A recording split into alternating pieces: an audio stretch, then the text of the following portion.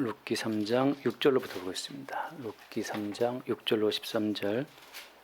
그가 타작마당으로 내려가서 시어머니의 명령대로 다 하니라. 보아스가 먹고 마시고 마음이 즐거워 가서 곡식단 더미의 끝에 눕는지라. 룻이 가만히 가서 그의 발치 이불을 들고 거기 누웠더라. 밤중에 그가 놀라 몸을 돌이켜 본즉 한 여인이 자기 발치에 누워 있는지라. 이르되 내가 누구냐 하니 대답하되 나는 당신의 여종 룻이오니 당신의 옷자락을 펴 당신의 여종을 덮으소서. 이는 당신이 기업을 물을 자가 되면니이다 하니 그가 이르되 내 딸아 여호와께서 내게 복 주시기를 원하노라. 내가 가난하건 부하건 젊은 자를 따르지 아니하고 하였으니 내가 베푼 인애가 처음보다 나중이 더하도다. 그리고 이제 내 딸아 두려워하지 말라. 내가 내 말대로 내게 다 행하리라. 내가 현숙한 여자인 줄을 나의 성읍 백성이 다 아느니라. 참으로 나는 기업을 물을 자이나 기업 물을 자로서 나보다 더 가까운 사람이 있으니 이 밤에 여기서 머무르라. 아침에 그가 기업 물을 자의 책임을 내게 이행하려면 좋으니 그가 그 기업 물을 자의 책임을 행할 것이니라. 만일 그가 기업 물을 자의 책임을 내게 이행하기를 기뻐하지 아니하면 여호와께서 살아계심을 두고 맹세하노니 내가 기업 물을 자의 책임을 내게 이행하리라. 아침까지 누워있을지니라 하는지라. 아멘. 여기까지 보겠습니다. 하나님의 거대한 역사, 천지만물을 창조하시고 경영하시는 그 거대한 역사에 비춰보면 오늘 이 한 남자와 여자가 발치 이불을 들고 거기 누웠다가 남자가 놀라보니까 여자가 누워있으니까 너 누구냐 이렇게 해서 이제 대화하는 이 한 남자와 한 여자의 러브 스토리도 아니고 그냥 일방적으로 쳐들어간 거죠. 쳐들어간 건데 아무튼 이런 이야기가 어떤 의미가 있겠습니까? 하나님의 거대한 경륜에 비춰보게 되면 한 남녀가 발치 이불을 들고 누웠다. 그래서 뭐 썸씽이 있었고 대화를 주고받았다. 이런 이야기들이 큰 연관이 없어 보이잖아요. 근데 참 놀랍게도 하나님의 그 거대하심에 비춰봤을 때 너무나 작게 보이는 타작마당에 한 남자와 여자가 이렇게 주고받은 이런 모든 대화 자체가 이게 하나님의 거대한 역사의 한 부분이라고 하는 거죠. 성경을 보면 우리가 알다시피 예를 들면 회당 생활, 예배당 생활, 뭐 그런 생활 가운데 일이 이루어진 것은 거의 없어요. 일상 생활 가운데에서 아브라함이 아이를 못 낳아서 하가를 드리고 쫓아내고 그런 이야기, 이삭과 리브가 사이의 그런 이야기, 일상생활 이야기들이 들어 있는 거죠. 그러니까 주님께서는 일상생활을 통해서 주님의 뜻을 나타내고 드러내는 것이지 따로 떼내 가지고 구별된 어떤 장소와 구별된 시간 속에서 하나님이 자기의 뜻을 드러낸 적은 거의 없다고 하는 거죠. 그러니까 이게 구별된 장소와 시간 자체가 이게 하나의 종교적인 하나의 풍습이에요. 하나님은 천지에 충만하신 분이기 때문에 없는 곳이 없고 하나님은 시국에 매이지 않기 때문에 언제든지 간에 침상에 내가 놓여있더라도 주님 역사하실 수 있는 분이기 때문에 따로 우리가 시간을 떼어서 이렇게 분류된 공간과 시간 속에서 뭘 한다 이렇게 하면 역사하시겠지라는 것은 특정한 시간과 공간에 하나님을 붙잡아 매려고 하는 이런 모든 시도가 이게 종교의 시도라고 하는 거죠. 근데 주님은 자유로운 분이에요. 바람처럼 역사하시기 때문에 우리가 집에 누웠든 예배당에 나와 있든 간에 주님 매이지 않는다고 하는 거죠. 그러니까 특정한 공간과 시간 속에 주님을 붙들어 매는 우리의 인식이 사실 문제가 있는 겁니다. 그러니까 주님의 역사는 그냥 자연스러운 거죠. 그래서 지금 그 시어머니 말을 따라서 지금 룻이 보아스를 만나러 가잖아요. 그리고 보면 돌아왔다. 그 7절 말씀 보면 7절에 보아스가 먹고 마시고 마음이 즐거워 가서 단 더미 끝에 누웠다. 그러니까 지금 이제 타작하는 날이니까 추수한 날이니까 곡식을 이렇게 쌓아놓고 너는 마음이 기쁘겠어요. 곡식을 다 이렇게 쌓아놓고 지금 그 단 더미 곡식 단 더미 끝에 눕는 거죠. 그것도 푸근한 마음으로. 그러니까 이제 월급 들어왔고 보너스 들어왔고 다 들어와서 지금 두둑한 계좌를 확인한 상태에서 그날 좀 한 잔 마시고 좀 누운 거예요. 지금 약간 누우니까 마음이 편하겠어요. 그렇게 지금 누워서 그냥 술 마셨겠다 지금 잠들었는데 그때 누가 왔어요? 룻이 가만히 가서 발치 이불을 들고 누웠단 말이죠.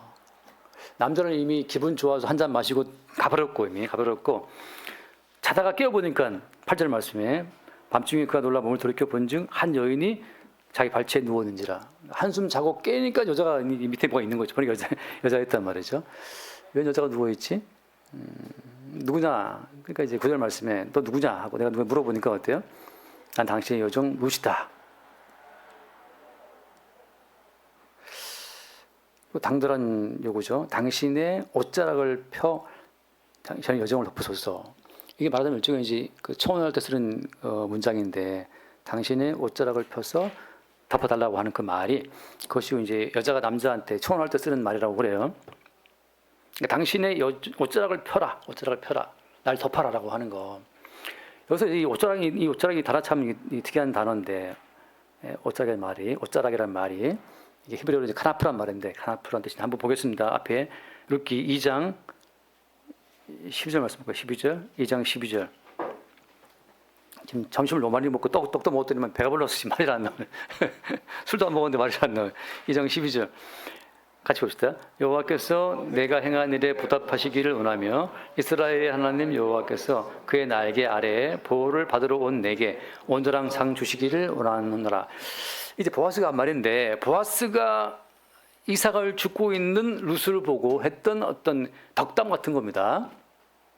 야, 네가 참 이방 여인인데 네가 시어머니를 따라서 이스라엘의 하나님 여호와께서 그의 날개 아래 보호받기를 받으러 온 너에게라고 하잖아요. 그러니까 이방 여인, 그모스 신을 섬기는 이방 신을 섬기는 그 모압 여자가 왔단 말이죠. 왜 온 거냐면 잘은 모르겠지만 보아스 뜻이 뭐예요? 네가 이 땅에 들어온 것은 뭐 때문이에요? 이스라엘의 하나님 여호와께서 그의 날개 아래 보호를 받으러 온 너에게라고 하잖아요. 그러니까 지금 이 룻을 보고 하는 말이 너는 지금 너의 고국과 너의 고국의 신들을 가족을 다 버리고 지금 이 낯선 땅 이스라엘 땅으로 들어온 것은 내가 지금 잘은 몰라도 너는 이스라엘 하나님 여호와 그의 날개 아래 보호받으러 왔구나라고 지금 말해주고 있는 거죠. 이때 쓴 이 날개라는 말이 그의 날개 아래 보호받으러 왔다는 이 날개라는 말이 당신의 겉옷 같은 단어를 쓰는 겁니다. 날개라는 말과 겉옷은 같은 단어예요.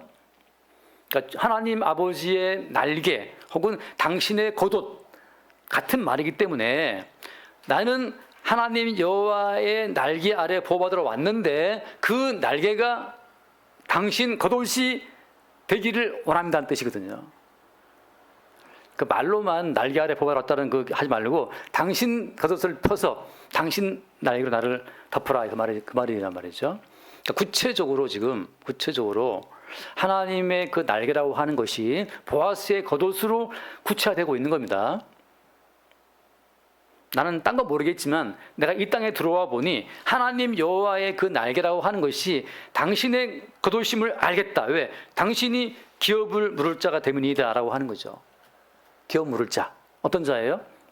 내가 잃어버린 우리 집안의 땅을 물러줄 자. 내가 잃어버린 내 아파트를 다시 찾아줄 자. 당신입니다. 이거잖아요. 어떻게 보면 정말 당돌한 요구죠.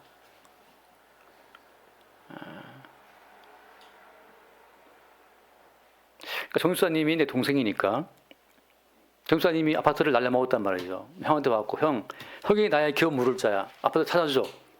그럼 내가 돈이 많으면 이제 내가 해주지. 내가 할게 할 텐데 난 더 없어. 그러면 이제 할 수 없잖아요. 그럼 내가 1순위가 아니야. 형한테까지 또 물어봐야겠죠. 이런 식으로. 두 번째, 내가 지금 빚이 많아가지고 종으로 팔려가게 생겼다. 내가 빚 때문에 종으로 팔려가게 생겼는데 빚 때문에 종된 내 이 종의 신분을 기업 물을 자가 와서 돈 내고 속량함으로 자유되게 하는 거. 그 기업 물을 자가 당신입니다라고 하는 거란 말이죠. 지금 이 룻은 보아스한테. 마지막으로 나는 남편 죽어서 아들을 낳을 수 없으니 당신이 기업 물을 자, 당신이 나와 결혼해서 당신이 내게 씨를 주어서 나로 하여금 잃어버린 가문의 이름을 잊게 달라 이렇게 요구하고 있는 거예요. 이 기업 물을 자라고 하는 그 말은 정말 보아스에게 룻이 자기의 전부를 맡기는 거란 말이죠. 당신이 나의 기업 물을 자가 되면이다. 당신의 겉옷을 펴서 나를 덮어주십시오 라고 하는 거예요. 근데 이게 참 놀랍죠. 이런 말을 듣고 보아스가 이런 날강도를 받나 이렇게 한 게 아니잖아요. 이 도둑년 아니야? 이렇게 한 게 아니라 뭐라고 합니까? 그 다음 말씀 뭐예요? 10절 말씀에 3장 10절에 3장 10절을 보게 되면 그가 이르되 내 딸아 여호와께서 내게 복 주시기를 원하노라. 네가 가난한 거는 부하건 젊은 자를 따르지 아니하고 하였으니 또 뭐라고 했어요? 네가 베푼 인애가 처음보다 나중이 더하다. 이거 뭐라고 해석했습니까 지금? 네가 베푼 인애라고 하는 인애. 이 인애하신 구세주라고 할 때 인애라고 하는 것 이게 히브리어 했었는데 헤세드라는 건데 이 헤세드라고 하는 이 말 헤세드라는 이 히브리어 이 말 자체가 높은 자가 낮은 자에게 베푸는 것만이 인애가 아니고 낮은 자가 높은 자에게도 베푸는 게 인애예요. 사랑이라고 하는 것은 윗사람이 아랫사람에게 주는 것만이 사랑이 아니라 아랫사람도 윗사람에 뭔가 주는 인애가 있다는 거죠. 그러니까 지금 보아스는 감히 나에게 나강도도 아니고 나에게 감히 겸 물을 자의 그 고리를 행사하라고 요구하고 있는데 지금 심지어 어때? 너랑 결혼해서 너의 가문을 일을 실을 달라고 하는 것이 아니라 지금 누구인가 나에게 이게 무리한 요구를 하는 자 이렇게 한 것이 아니고 어때요? 이런 룻의 요구를 뭐라고 해석한 겁니까? 너의 인애가 참 크다라고 말하고 있는 겁니다. 인애가.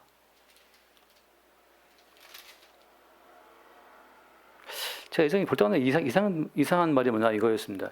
그러니까 가난하건 부하건 그 젊은 자를 따르지 아니하고 이게 무슨 말이에요? 가난하건 부하건 젊은 자를 따르지 아니했다라고 이 말 자체가 처음에 의미는 그거죠. 보아스가 유력한 자인데 보아스는 베들레헴에 유력한 사람인데 아직 장가를 안 갔네. 이게 하나 이상했고, 그죠? 이렇게 유력한 자고 땅도 많은데 밭도 많은데 왜 장가 못 갔을까? 돈도 많은데 왜 장가를 안 갔을까? 첫 번째 의문이었고,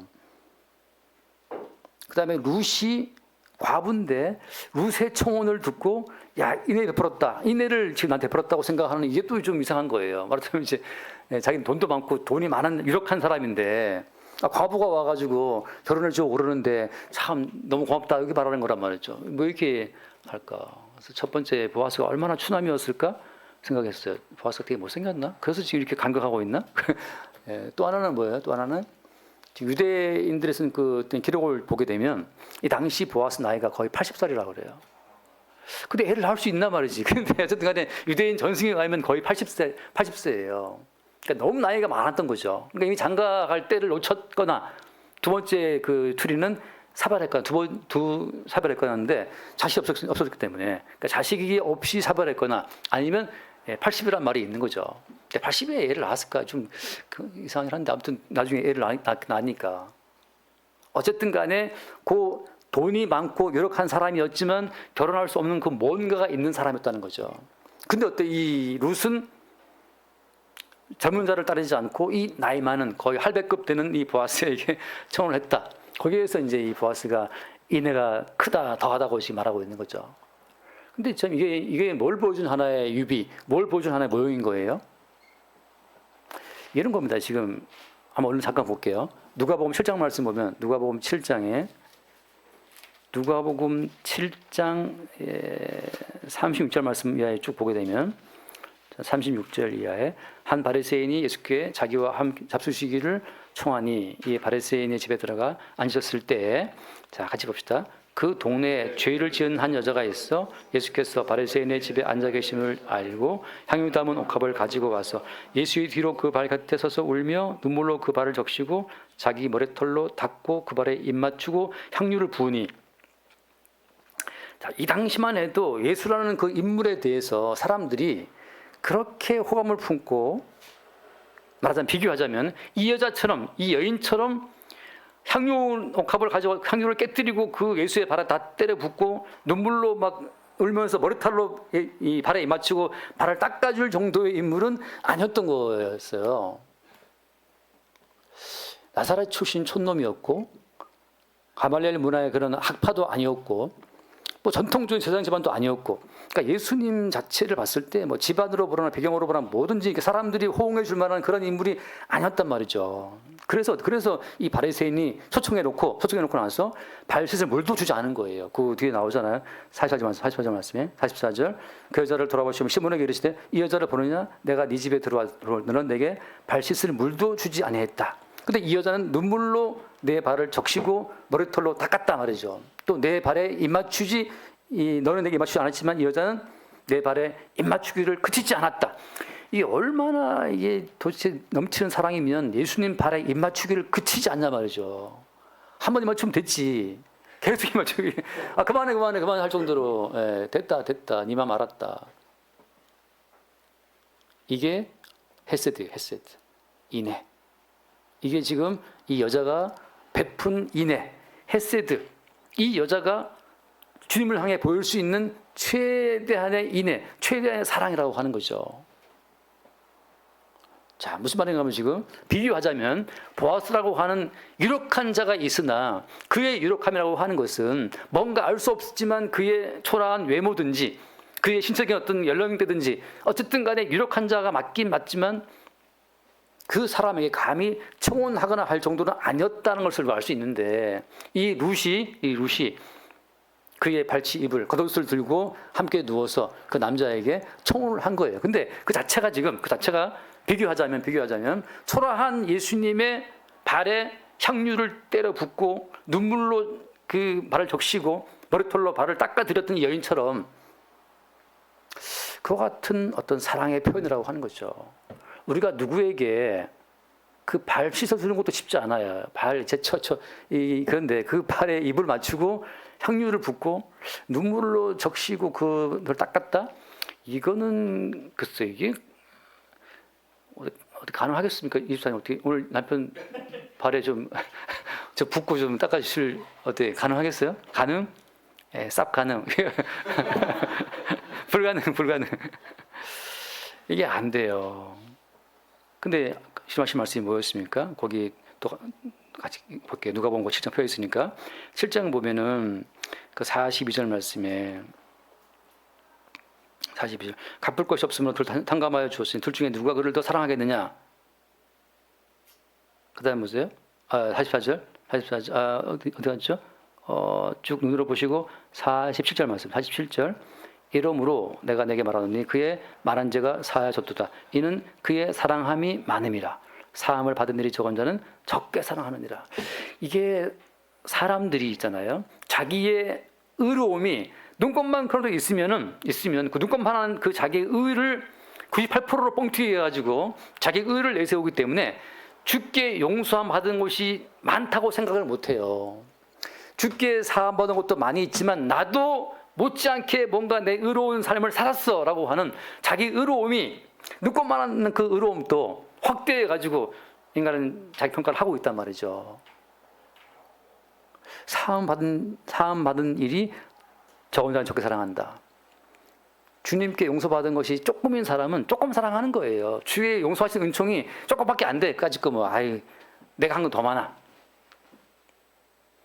근데 그렇게 돼버리면 어때요? 주님께 보일 우리의 인애가 너무나 야박한 거죠. 주님께 발실 물도 안 줘.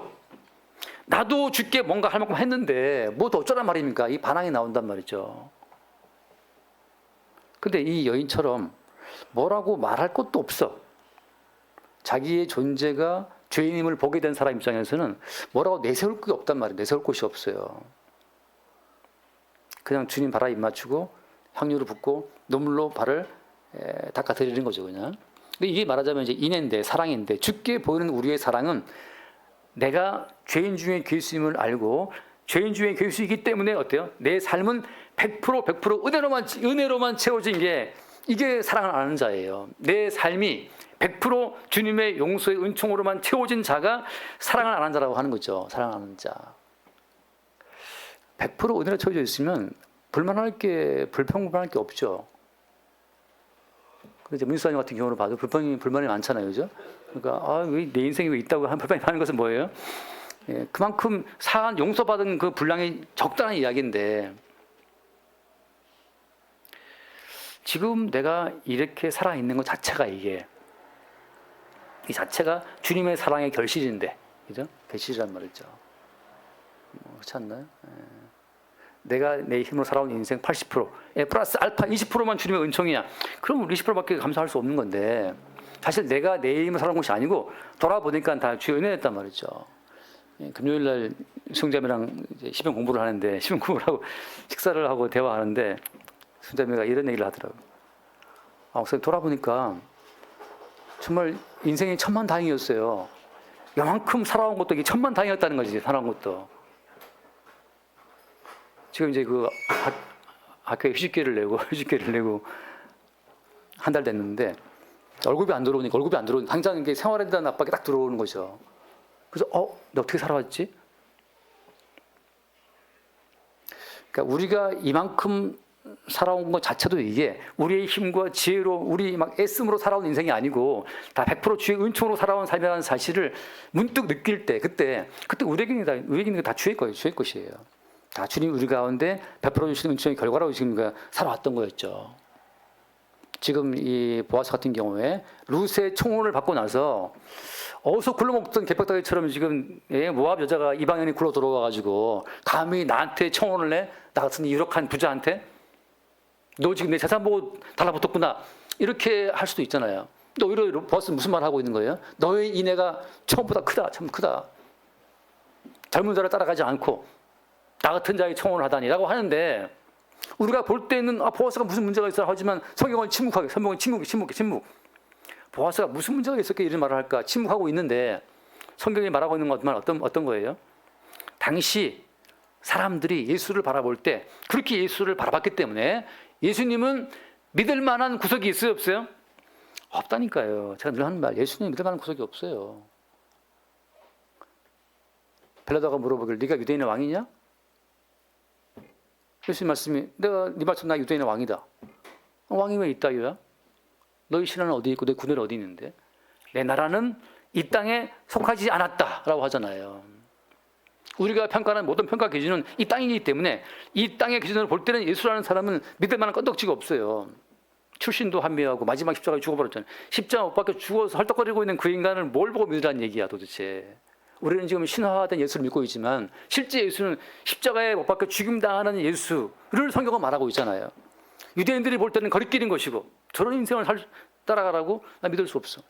헬라인들이 볼 때는 미련하게 보인단 말이죠. 일단 내가 살고 봐야지. 내가 살고 누구를 구원한다 이게 말 되지만 본인이 지금 못 박혀 죽고 있는 처지에 누구를 구원해 말도 안 되지. 그렇게 유대인들이 보기에는 거리끼린 것이고 헬라인들 볼 때는 미련해 보이는 거 십자가에 못 박힌 예수를 믿는다 라는 것은 엄청난 인애. 우리가 베풀 수 있는 최대의 은혜는 뭐냐면 십자가의 예수를 믿는 거예요. 이 믿음은 선물입니다. 우리가 지금 예배당, 화려한 예배당과 뭐 현악 몇 중주가 연주하는 그런 예배당에 앉아서 예배를 드리니까 예수님은 참 믿을 만한 참 고결하신 분이고 훌륭하신 분이라고 생각하게 되지만 예수가 복음을 증거했던 그 장소라고 하는 것은 그냥 먼지 나는 길바닥이고 그냥 어떤 언덕 산 위고 갈릴리 바닷가고 마지막에 못 박혀 십자가에 못 박힌 채로 헐떡거리면서 가상치료 남기고 죽었잖아요. 다 이루었다. 십자가에 죽고 있는 그 인간은 뭘 다 이루었어. 남들이 볼 때 도저히 믿을 수 없는 어떤 한 육체잖아요. 육체. 근데 그걸 믿는다고? 그러니까 대부분 사람이 지금 자기 자신을 속이고 있는 거예요. 뭘 믿어 믿기는 뭘 믿어 안 믿어요. 그러다 보니까 어때? 인생에 작은 문제만 와도 불평, 오망이 막 튀어나오는 거죠. 왜? 자기 인생은 살려고 애를 쓰고 있는데 그 예수라는 분이 도와주지도 않네. 십자가에서 못을 뽑고 내려와서 나의 힘든 인생을 좀 도와달란 말이다. 이 예수야. 라는 것이 인간의 바람이잖아요. 문사님이 바라는 대로 그래 취업 뭐 일할 수 있게 내가 해주겠다. 그 예수를 우리는 아멘 예수님 믿습니다 웰컴할 거 아니야. 그 예수의 바람이 엎드려서 눈물을 흘리고 싶지. 못 박힌 채 내려오지도 않아. 문사님은 좀 죽겠다 그러는데 난 도와주시고 그러는데 주님께서는 침묵하신 채로 아내와의 관계도 딸들과 관계도 직장도 안 주고 뭐 여기 뭐 나와서 피부에 나서 뭐 이거 긁고 앉았고 뭐 이러고 있는데 주님은 내려오지를 않잖아요. 그거 누가 믿냐고. 우리가 다 예배당 앉아가지고 언젠가 주님 도와주시겠지. 십자가 주님 안 내려옵니다. 주님 안 내려와요. 마지막에는 다 손 털고 사기꾼 다 돌아가야 마땅하다는 말이죠. 지금 보아스에게 나온 룻은 그런 심정이라는 말이죠. 지금 예수라는 그 분이 앉아 있을 때 바리새인이 청해가지고 예수를 먹이고 있을 때 이 바리새인이 예수를 부른 것은 정말 사랑하는 접대가 아니고 지금 예수를 먹이는 표현을 아시는 분이 먹이는 거예요. 지금 모욕하고 조롱하는 거란 말이죠. 조종해갖고 너 한번 보여봐라 너희 한번 실력을. 같이 앉아 먹어보니 바리새인이 같이 앉아 밥을 먹고 보니까 예수가 똑같은 인간이냐, 뭐 다를 게 아무것도 없어. 그냥 똑같은 인간의 모습 보고 바리새인 지금 조롱하고 앉아 있는데, 근데 그 마을에 죄를 지은 한 여자가 와서 향유옥합을 다 깨고 예수의 발에 붓고 쌩 난리를 치고 있는데, 도대체 다들 이해를 못하는 거예요. 지금 저들까지도. 너 왜 이러냐, 너 이 여자야. 이 향유옥합 팔아가지고 가난한 사람 도울 수 있는데 이걸 왜 허비한다고 생각하는 거죠. 그때 그 예수를 알고 예수를 이해하는 사람은 그 죄 많은 여자밖에, 이 사람밖에 다 아무도 예수를 몰라요. 우리가 다 너무 영화되어 있고 신화화되어 있는, 종교화되어 있는 예수를 믿고 주여주하고 있는 것이지, 실제 그 예수는 못 박힌 채로 우리는 죽겠다고 지금 아우성 치고 있는데 우리의 아우성에 주님은 응답을 하지 않는 분이란 말이죠. 그냥 너희들도 나처럼 하나님 저주를 받고 죽어 마땅한 존재들이야, 이걸 말하고 있는 거거든요. 그러니까 죽어 마땅한 존재라고 하는 그 십자가 앞에서 우리의 존재성을 새롭게 규명한 그 다음에야 비로소 그분이 덮으시는 그의 날개 아래의 보호, 그의 겉옷의 보호와 은총 속으로 들어가는 겁니다. 이게 십자가 죽음 이후에 다가오는 부활이라고 하는 거예요. 십자가 죽음 이후에 부활이 있잖아요. 죽음이 없이는 부활이 없어요. 일단 죽음이 전제가 돼야 부활이 온단 말이죠. 그런 것처럼 주님께서는 지금 살아있는 우리가 외치는 그 모든 외침을 듣지 않으시고, 나와 함께 너는 죽어야 돼, 죽어 마땅한 우리의 실제를 다 깔아놓으신 그 다음에 새롭게 부활의 어떤 세계의 은총을 부으시는 겁니다. 돌아가서 봅시다. 돌아가서 보게 되면, 그래서 이 룻이 마치 향유옥합을 깨어서 예수의 발에 부은 여인처럼 당신의 옷자락을 펴서 당신의 여정을 덮어라. 왜? 뭐 때문에? 당신이 기업을 물을 자가 때문이다라고 하는 거. 지금 룻은 자기의 전부를 던진 거예요. 전부를 던졌는데 이 보아스가 거부해버리면 어때요? 이방 여인이잖아요. 이방 여인은 이스라엘 족보에 들어올 수가 없어요. 지금 이거 굉장한 모험이란 말이죠. 그다음에 베들레헴이 굉장히 말이 많은 곳이기 때문에 입소문 퍼지게 되면 어때요? 보다 더 가면 룻은 이제 딴 남자한테 결혼할 수 있는 길도 끊긴단 말이죠. 여기서 룻은 자기의 전부를 걸고 당신이 기업 물을 자가 됨이라라고 그 보아스의 존재성을 인정을 하고 있는 겁니다. 다시 말해서 우리가 예수를 믿을 때 주님이 나의 전부라고 하는 거, 여기에 전부를 걸지 않으면 자꾸 우리는 우리의 삶의 조건 따라서 주님 앞에 불평불만하고 뭘 바라는 것들이 뭐가 많아져요. 주님께 전부를 걸고 당신이 나의 기업 물을 자라고 하는 고백이 들어갈 때, 그때 어때? 그것이 무엇이다? 네가 베푼 인애가 처음보다 나중에 더하다라고 하면서 그 인애라고 하는 것으로 룻의 사랑을 느낀 거죠. 보아스도 우리가 주님 앞에 전부를 맡길 때, 그때 주님 또 우리의 사랑에 어떤 호응을 하시는 거란 말이죠. 어떤 조건을 걸고 하는 것이 아니고. 그 다음 봅시다. 돌아와서 거기 3장 11절 말씀, 3장 11절 말씀에 보면, 그리고 이제 내 따라 두려워하지 말라. 내가 내 말대로 내게 다 행하리라. 네가 현숙한 여자인 줄을 나의 성읍 백성이 다 안다. 현숙하다라는 의미는 다시 보겠지만, 그 다음 말씀 봐요. 12절 말씀. 참으로 나는 기업을 물을 자이나 기업 물을 자로서 나보다 더 가까운 사람이 있다라고 하거든요. 이 밤에 여기 머무르라. 아침에 그가 기업 물을 자의 책임을 네게 이행하려 하면 좋으니 그가 그 기업 물을 자의 책임을 행할 것이네. 근데 만약 그 사람이 책임을 내게 이행하기를 기뻐하지 아니하면 여호와의 살아계심을 두고 맹세하는데 내가 기업 물을 자의 책임을 내게 이행하겠다라고 하는 거예요. 그래서 지금 보아스가 일순이라는 사실을 말하고 있는 거죠. 지금 이 룻은 모르고 있다가 지금 다시 새로운 정보를 안 거예요. 뭐 일순이 있었네? 일순이는 다음 주에 보겠지만 이건 누굴 말하고 있는 겁니까? 첫 번째 기업 물을 자는 누구를 말하는 거예요? 첫 번째 기업 물을 자는 말하자면 율법이에요. 우리가 말씀을 읽고 듣고 지키고 행함으로 말미암아 하나님의 복을 받아서 영생을 얻겠다고 하는 것 자체가 그게 첫 번째 기업 물을 자라고 하는 겁니다. 우리에게 주어진 첫 번째 기업 물을 자, 네가 이 말씀을 읽고 듣고 지켜 행하면 복을 받고 구원받고 영생 얻을 것이야 라고 하는 것이 신명기에 나와 있는 것처럼 첫 번째 기업 물을 자의 어떤 태도라고 하는 거죠. 여러분 다시 한번 말씀드릴게요. 우리가 이 말씀을 읽고 듣고 지켜 순종함으로 구원받습니까?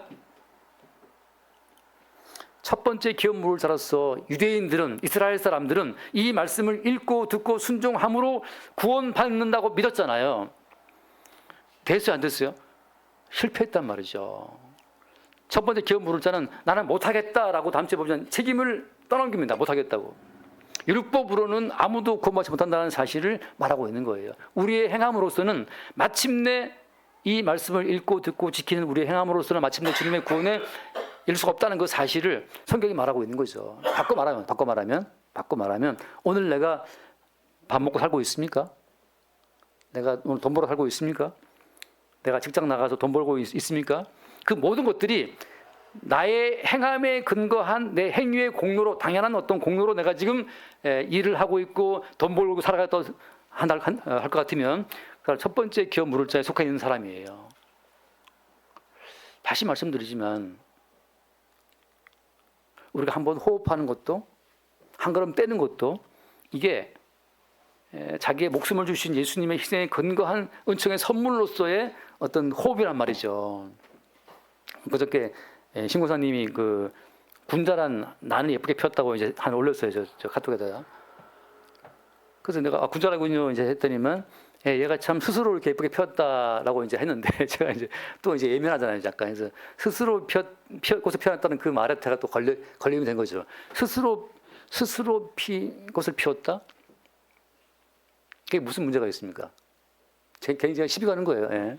왜 뭐 그런 게 아니라 그냥 스스로 자에 그럴 연자, 스스로 그러하다기 자연인데 스스로 그러한 것은 아무것도 없어요. 왜? 참새 2마리에 떨어짐도 하나님 아버지가 허락해 떨어지는 것이고, 들에 핀 그 이름 없는 그 들풀도 어때요? 하나님께서 기르신단 말이죠. 어디에 근거해서? 창세기 8장 말씀에 근거해서 보면 어때요? 들에 핀 꽃 한 송이 내일 아궁에 던져 넣을 그 들의 풀조차도 어때요?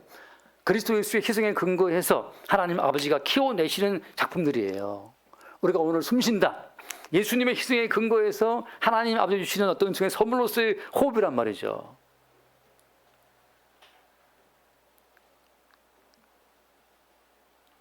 그 어머니가 지금 이제 고대 병원에 가 계시니까, 그 이제 화요일 날 이제 대장암 수술을 받아야 되니까 계속 이제 이렇게 내장을 비워내는 작업을 해서 계속 이제 이렇게 변을 보게 하는데, 거기 간병인들이 마스크 딱 하고 와서 그냥 해서 그냥 너무나 뭐 내색 하나 안 나고 그냥 탁 치워지고 또 다 됐습니다 하고 또 가더라고. 그러니까 이게 참 저는 감동적이에요. 참 너의 인애가 크구나, 그런 생각이 들어요.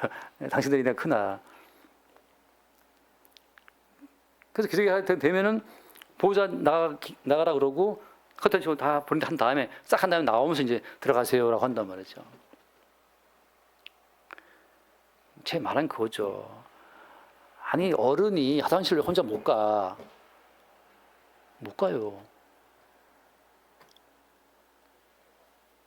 화장실 혼자 갈 수 있습니까? 어른이? 못 간다니까요. 십자가에 죽임당하신 예수의 은총의 근거에서 하나님이 우리에게 힘을 주시니까 가는 거란 말이에요. 그런데 주께서 알게 하시는 거죠. 이제 너의 힘으로 살아온 80평생이 아니었어. 네가 네 혼자 힘으로 화장실 갔다 왔다 한 거로 생각하느냐? 아니라니까요. 뒤늦게 알고 보니 어때요?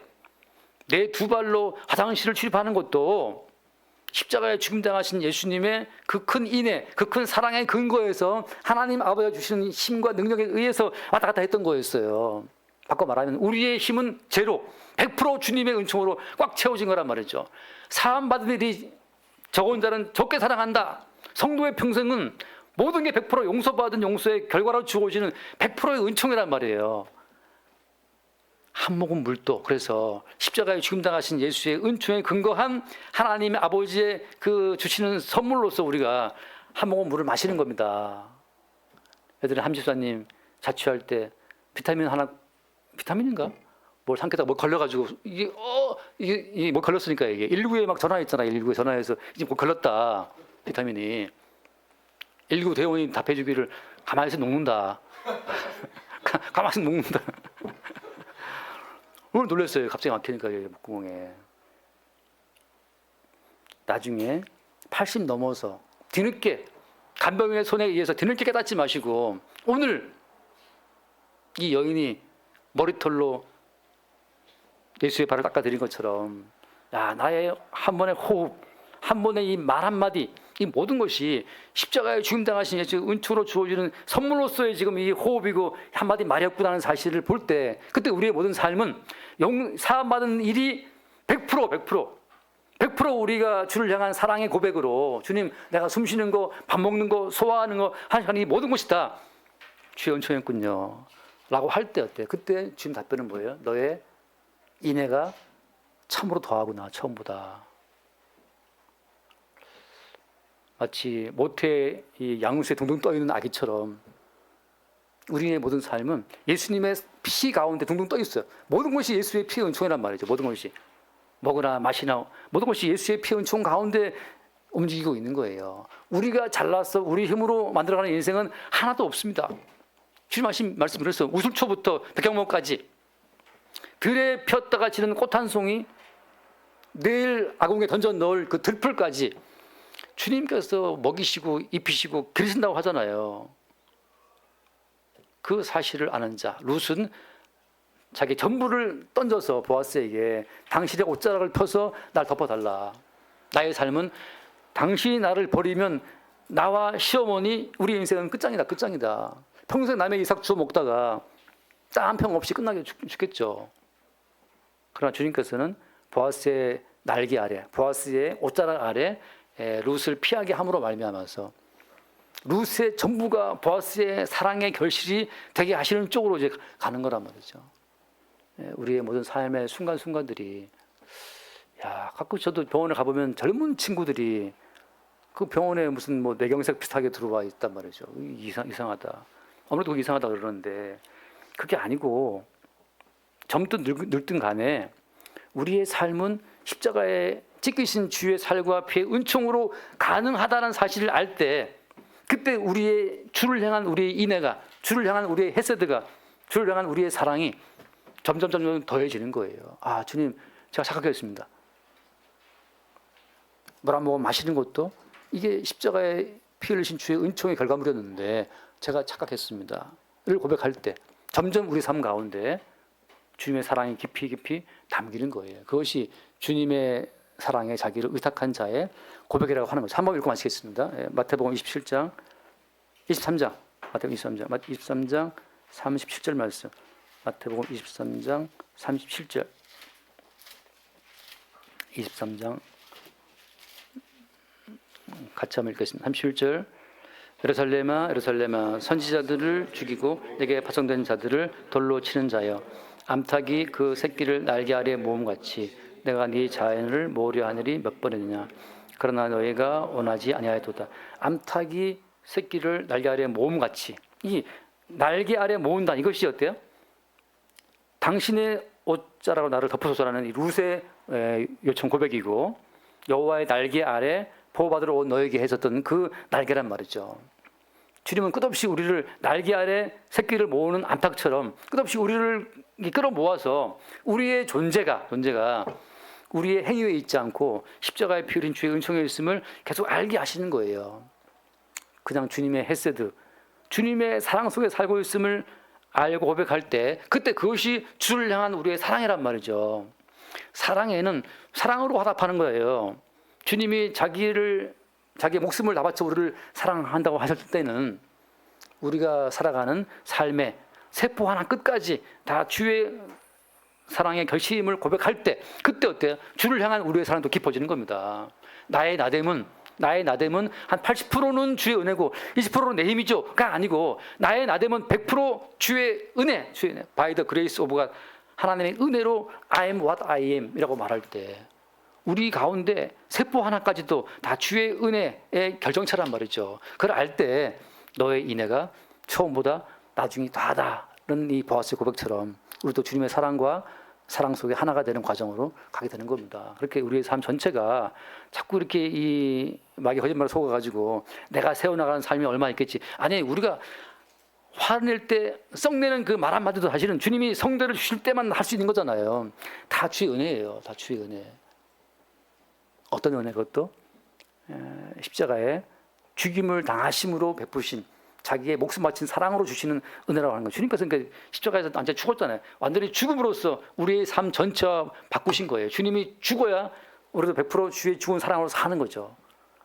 사망은 죽게 역사하고 우리에게 생명은 우리에게 공급하시고 그게 십자가의 어떤 역사라고 하는 겁니다. 그렇게 우리 삶 전체가 나의 나됨이 주의 은혜에 볼 수 있게 되길 바랍니다. 기도합시다. 주님 감사합니다. 자기의 전부를 걸고 보아스의 겉옷에 누웠던 룻처럼 우리의 전체 모든 삶을 십자가에 죽임당하신 예수의 사랑 앞에 던져 넣을 수 있도록 성령으로 우리를 인도하여 주옵소서. 우리 주 예수의 교대입니다. 아멘.